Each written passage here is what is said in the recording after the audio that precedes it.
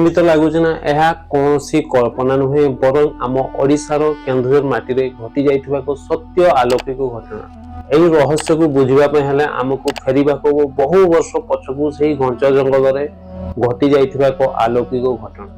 କଥାଟି ହେଉଛି କେନ୍ଦୁଝର ସେହି ଘଞ୍ଚ ଜଙ୍ଗଲ ମଝିରେ ଜଣେ କାଳୀ ସାଧକ ଯିଏ ତାନ୍ତ୍ରିକ ଏକ ଆଶ୍ରମ କରି ମା କାଳୀଙ୍କୁ ଆରାଧନା କରୁଥିଲେ। ସେ ଏହି ମୋହ ମାୟାରୁ ସଂସାରରୁ ବହୁତ ଦୂରରେ ଥିଲେ, କିନ୍ତୁ ତାଙ୍କ ଭାଗ୍ୟରେ କିଛି ଅଲଗା ଲେଖା ଥିଲା। ଦିନେ ସନ୍ଧ୍ୟାବେଳ ସମୟରେ ଜଙ୍ଗଲ ଜଳିବାକୁ ଲାଗିଲା। ପଶୁ ପକ୍ଷୀ ଏପଟ ସେପଟ ଖାଲି ଦୌଡ଼ିବାକୁ ଲାଗିଲେ ଜୀବନ ବିକଳରେ। କିନ୍ତୁ ହଠାତ୍ ଶୁଣିବାକୁ ପାଇଲେ ସନ୍ନ୍ୟାସୀ ଜଣକ ଜଣେ କୁନି ଝିଅ ଚିତ୍କାର କରୁଛି।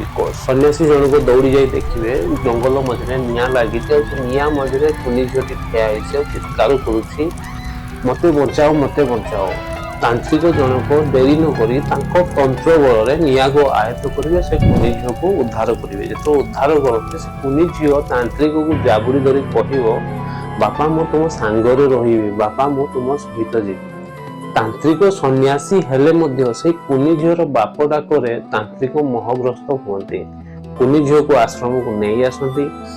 ନିଆଁ ଦାସରେ ଝାଉଁଳି ଯାଇଥିବା ପ୍ରତ୍ୟେକ ଅଙ୍ଗକୁ ସେ ଚନ୍ଦନ ଲେପରେ ବଳି ଦିଅନ୍ତି ଆଉ ପିଇବାକୁ ଦିଅନ୍ତି ପଞ୍ଚାମୃତ ପଣା। ସମୟ କ୍ରମେ ବାପ ଝିଅର ସମ୍ପର୍କ କ୍ଷୀର ନୀର ପରି ଗଢ଼ି ଉଠେ। ବାପ ଝିଅକୁ ଖୁଇ ଦିଏ, ଝିଅ ବାପକୁ ଖୁଇ ଦିଏ। ଆଶ୍ରମର ସବୁ ପଶୁ ପକ୍ଷୀଙ୍କ ସହ ଝିଅ ପଢେ। ଏତେ ସତ୍ତ୍ୱେ ମଧ୍ୟ ଝିଅ ଟିକେ ଅମାନ୍ୟ। ଅଧରାତିରେ ଝିଅ ନିଜ ବୁଢା ଆଙ୍ଗୁଠିକୁ କାମୁଡି ରକ୍ତ ଶୋଷି ପିଏ। ଏହି ଘଟଣା ଦିନେ ସନ୍ନ୍ୟାସୀଙ୍କ ନଜରକୁ ଆସିଲା। ସନ୍ନ୍ୟାସୀ ଝିଅକୁ କୁହନ୍ତି, ଆଲୋ ମା ତୋର ଆଙ୍ଗୁଠି କଟି ଯାଇଛି ନା ହାତ କଟିଛି? ତ ଝିଅ ଚମକି ପଡେ, କୁହେ ନା ବାପା ମୁଁ ମୋ ହାତ ପୋଛି ଦେଇ ସଫା କରୁଛି। ହେଲେ ବାପ ଏହି ରହସ୍ୟମୟ ଝିଅକୁ ବୁଝିପାରେ ନା। ସମୟ କ୍ରମେ ସମୟ ବଦଳେ, ଝିଅ ଚନ୍ଦ୍ରକଳା ପରି ବଢେ, ଅଙ୍ଗ ଶୈଶବ ହୁଏ, ଝିଅ ରୂପମୟ ହୁଏ। କିନ୍ତୁ ବାପର ଚିନ୍ତା ବଢିଲା, ଦାୟିତ୍ୱ ବଢିଲା। ଏହି ଏକୁଟିଆ ଜଙ୍ଗଲ ଆଶ୍ରମରେ ଏଇ ଏକୁଟିଆ ଝିଅଟି ରହିବ କେମିତି? ଏଇ ଏକୁଟିଆ ଝିଅକୁ ସମ୍ଭାଳିବ କିଏ? ଏମିତି ଚିନ୍ତାରେ ସବୁବେଳେ ସାଧକ ଜଣକ ରୁହନ୍ତି। ଦିନେ ଆଶ୍ରମର ଅତି ଆବଶ୍ୟକ ସାମଗ୍ରୀ ପାଇଁ ଜଙ୍ଗଲକୁ ଯାଇଥାନ୍ତି ସନ୍ନ୍ୟାସୀ। ଯେତେବେଳେ ସନ୍ଧ୍ୟାବେଳେ ଆଶ୍ରମକୁ ଫେରି ଦେଖନ୍ତି ଝିଅ ଆଉ ନାହିଁ। ୟାଙ୍କ ପାଦ ତଳୁ ମାଟି ଖସିଗଲା କି? ଏପରି ଇଏ ହାଇଁ ଫାଇଁ ହୁଅନ୍ତି ସାଧକ ଜଣକ। ଆଶ୍ରମ ଚାରିପାଖ ଯାଇ ଦେଖିବେ କନ୍ୟାକୁ ପାଆନ୍ତିନି। ସବୁଆଡେ ଯେତିକି ସମ୍ଭବ ସିଏ ଦେଖନ୍ତି।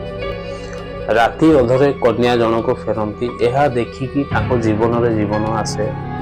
ବାପ ହେଇ ମଧ୍ୟ କିଛି କହିପାରନ୍ତିନି ସିନା, ଖାଲି ଘର ଘରେ ଏହି ଏତେ ଘଞ୍ଚ ଜଙ୍ଗଲରେ ବାଘ ବାଲୁ ସବୁଆଡେ, ଠାଏ ଠାଏ ବନ୍ଦେରିଆ, କୋଉ ପାହାଡ କାଣରେ କୋଉ ଅସୁର ପଲ ଲୁଚିକି ଅଛନ୍ତି, ଡାହାଣୀ ଚିରୁଗୁଣି ଭର୍ତ୍ତି ଅଛନ୍ତି।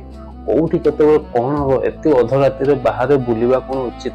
ଏତିକି କହିକି ବାପ ଜଣକ ଶୋଇ ପଡନ୍ତି।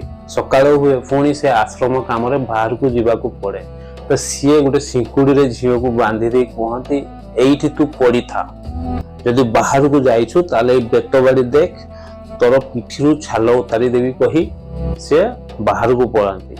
କିନ୍ତୁ ଝିଅ ମୁଚୁ ମୁଚୁ କରି ହସୁଥାନ୍ତି।